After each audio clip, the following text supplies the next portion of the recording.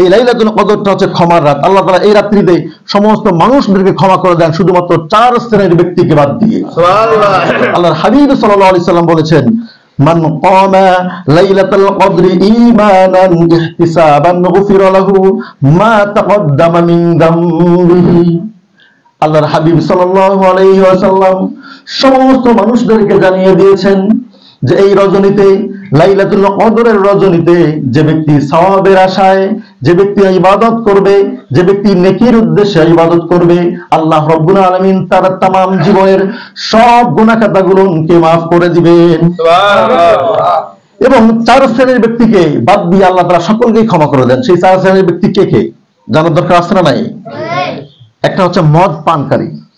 যারা মদ পান করবে, শরাব পানকারী, এই শরাব পানকারী ব্যক্তিকে এই রজনীতেও মাফ করে দেওয়া হয় না। 2 নম্বর হচ্ছে পিতামাতার অবাধ্য সন্তান। কি সন্তান? আমাদের সমাজে আছে না নাই এমন সন্তান? পিতামাতার অবাধ্য সন্তানকে সে যত ইবাদত করুক এই রাত্রিতে ক্ষমা করে দেওয়া হয়। যদি ক্ষমা পেতে হয় তাহলে ওই সন্তানদেরকে বলবো আমরা, আপনার পিতামাতার কাছে, আপনার বাবার কাছে আগে ক্ষমা চেয়ে নেন, তারপর এসে আপনি আল্লাহর কাছে, আল্লাহর জন্য ইবাদত করেন আল্লাহর কাছে।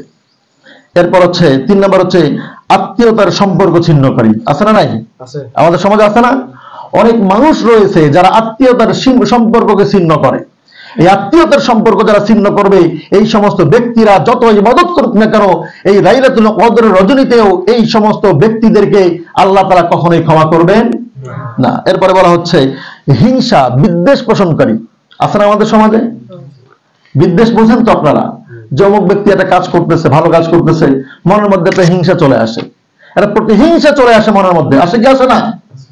আল্লাহ তাআলা বলেছেন ওই সমস্ত হিংসা বিদ্বেষকারী লোকেরা যারা এই বিদ্বেষকে অন্তরের মধ্যে পোষণ করবে, ওই সমস্ত ব্যক্তি এই রাত্রিতে সারা রাত্রি যদি ইবাদত করে, তারপর এই রাত্রির মধ্যেও এই সমস্ত ব্যক্তিদেরকে আল্লাহ ক্ষমা করবেন